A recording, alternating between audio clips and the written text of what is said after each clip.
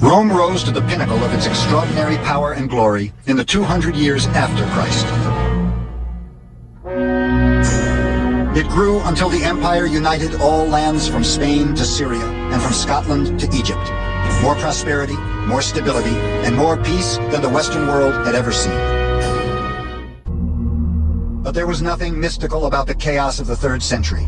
Quite simply, the empire had become unmanageable. Emperors could no longer cope with the monster Rome had become. Political power was concentrated in too few hands. Rome had turned its back on the common man. Destitute families flooded into the city, swelling the ranks of sweatshop workers and the urban poor.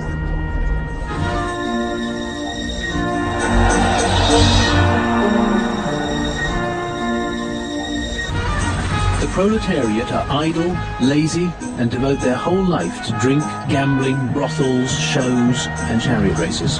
Their temple, their dwelling, their meeting place, in fact the center of all their desires, is the Circus Maximus. They talk about nothing else. Ammianus.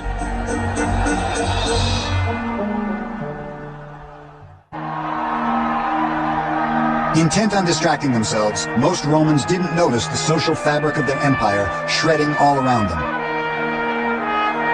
Rome's sense of community had disappeared. The elite were increasingly isolated from the poor. In the provinces and periphery of empire, resentment festered.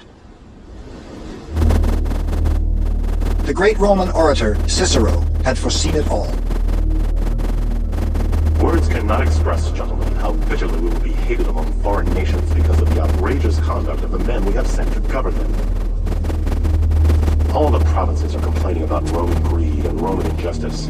I remind you, gentlemen, Rome will not be able to hold out against the whole world. I do not mean against its power and arms in war, but against its groans and tears and lamentations.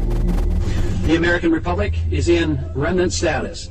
The stage is set for our country eventually devolving into a military dictatorship, and few seem to care. By the year 300, there were almost 500,000 Roman soldiers, and the legions were still growing. The only way to maintain this gigantic military machine was taxation. Taxes rose and inflation spiraled. Roman currency, the denarius, was progressively devalued. Once again, ordinary Romans bore the brunt. Beset by enemies without and turmoil within, the empire tried desperately to tighten its grip. Along with the army, the whole apparatus of imperial power began to swell. Bureaucracies multiplied. The people who oversaw the postal system, the speculatores, had become the world's first full-fledged intelligence operation. Spies were everywhere, reporting any signs of rebellion in the provinces. Emperors were obsessed with maintaining control. Rome was moving slowly but surely towards the totalitarian regimes that would preside over its final collapse.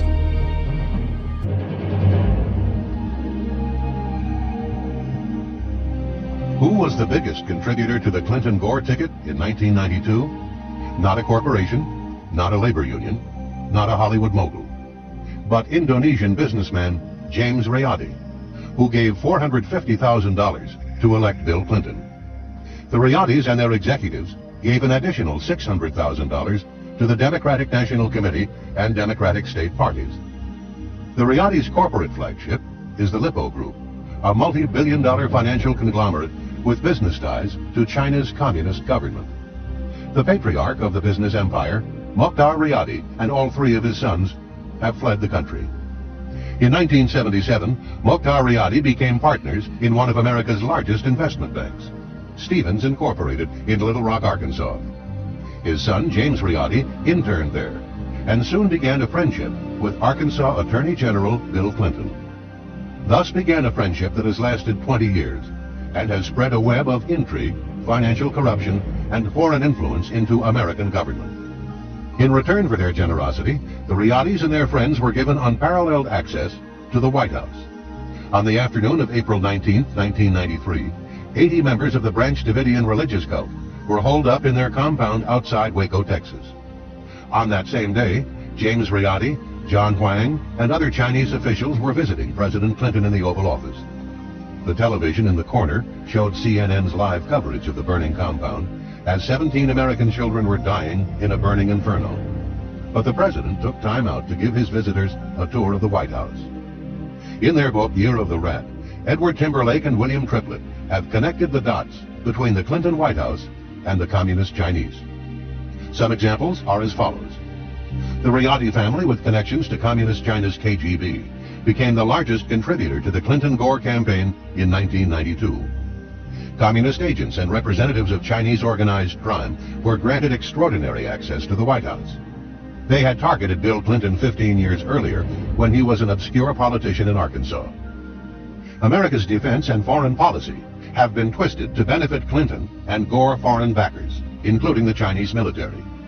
Nearly 100 witnesses have either fled the country or taken the Fifth Amendment. In recent months, more than 1 million people, most of them young, have protested against a new economic order called globalization. This represents one of the greatest popular movements since the 1960s.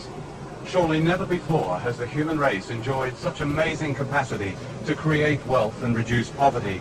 Yet never before has the gulf between rich and poor been so vast and inequality so widespread. The facts of globalization are revealing. A small group of powerful individuals are now richer than most of the population of Africa. Just 200 giant corporations dominate a quarter of the world's economic activity. General Motors is now bigger than Denmark. Ford is bigger than South Africa. Unseen by shoppers in the high street, the famous brands of almost everything from running shoes to baby clothes are now made in very poor countries with cheap labor, at times bordering on a form of slave labor. Tiger Woods, the golfer, is paid more money to promote Nike than most of the entire workforce actually making Nike products here in Indonesia. Is this the global village we are told is our future? Or is it merely an old project that used to be run by the divine right of kings and is now run by the divine right of multinational corporations and by the financial institutions and governments that back them? So everyone wants to run the world. It's not just one company. Hundreds of companies who profiting from 9/11. Wow. And then also, it's not about a one world government, it's about a one world company system. And this was predicted, or we got conditioned over that in a sense, movies like Rollerball. So that there's no government anymore, which is not privatized.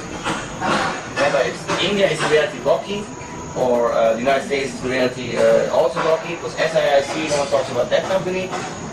They're controlling a space software and hardware. They actually can monitor uranium moves some inches. So they have it all laid out. And oh, so you mean that thing about the Boeing carrying the, or the B-52 carrying the atomic bomb? Just, I know, making news. That thing works like a kind of threat agenda. Right. I don't know what the story is about. It's preparing us on some kind of nuclear threat, whether it is in a false flag or linking it to Al-Qaeda.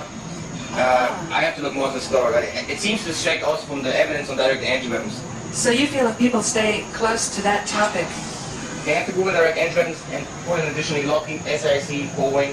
It's meanwhile confirmed by CNN and New York Post. New York Post even complaining that there is not much more topics about direct entrance. So they mainstreamize that more and more so that they can politicize it, and then maybe at one point claim Al-Qaeda also is able to obtain or create direct entrance. So there's enough spin that they always can use already against the oppressed research from the Waco from the anti-weapons. And that's why I'm still saying, is this important? It's important to talk about direct entrance as the most important weapon for the future in the World War. In Bogus War, they're calling it the Long War. It is described until the year 2025 as a huge weapon system called Future Combat System, which works like a real-time militarized Google Earth. And it will hunt us for the rest of the world. We don't speak out on this.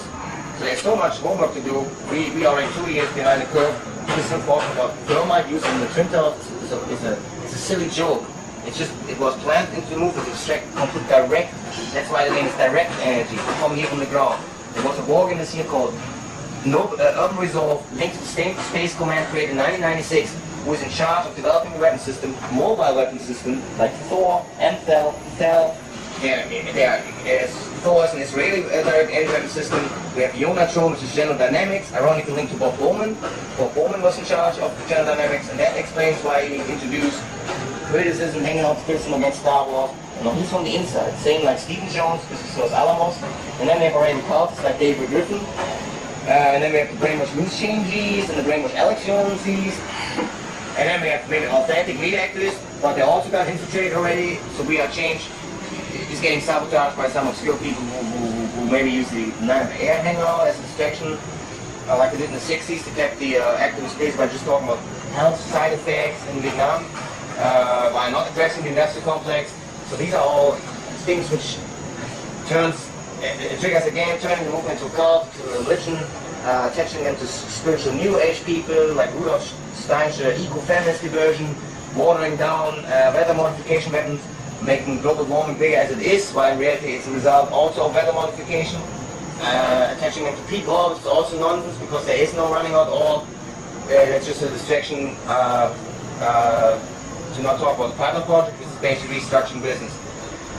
But I have to go to ground zero. I want to give some exclusive reports from there and want to participate in protests. Okay.